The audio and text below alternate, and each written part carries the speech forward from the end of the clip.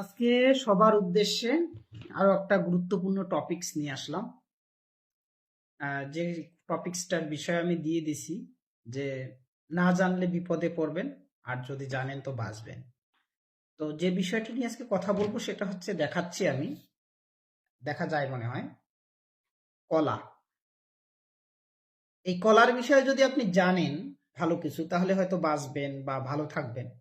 আর যদি এর বিষয়ে তেমন কিছু না জেনে, অথবা আপনার সামর্থ্য আছে কেনার, আপনি কিনছেন আর কিনতেছেন আর খাচ্ছেন, তাহলে কিন্তু আপনার সমস্যায় পড়ার সম্ভাবনা অনেক বেশি।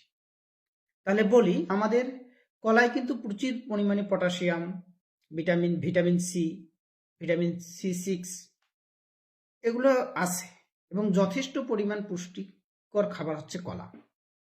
কিন্তু তাই বলে যদি আপনি অতিরিক্ত কলা খেয়ে ফেলেন, তাহলে কিন্তু আপনি শারীরিকভাবে একটা ভারসাম্যহীনতায় পড়তে পারেন।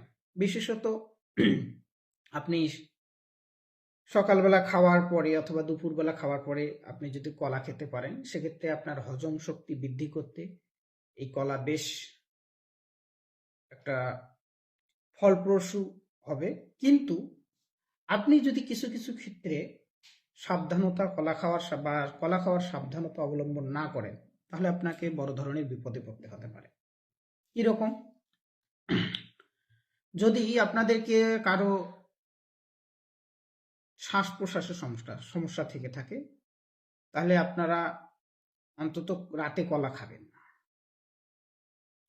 তাহলে এখন যদি আপনি জিজ্ঞাসা করেন বা জানতে চান যে আসলে কখন কলা খাবো আর কখন খাবো না, তাহলে আসলে যেটা বলা যেতে পারে যে কলা কেন, যে কোনো ফল সাধারণত ভরা পেটে খাওয়াই বাঞ্ছনীয়।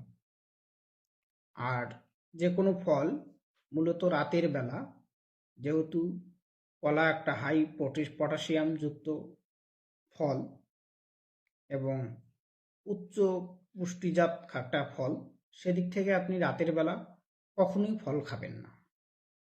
শুধু কলা কেন, গভীর রাতে বা ঘুমাতে যাওয়ার আগে কোনোভাবেই কলা বা কোনো ফল না খাওয়াটাই শ্রেয়। আর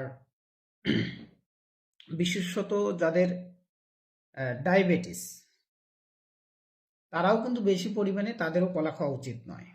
আর কলার কিছু কিছু ক্ষেত্র আছে, আমরা যে সময় যেটা লক্ষ্য করে থাকি, কলা দেখা যাচ্ছে, আমি যে কলাটা আপনাদেরকে দেখাইছি, এটা দেখেন যে এটা কিন্তু একটা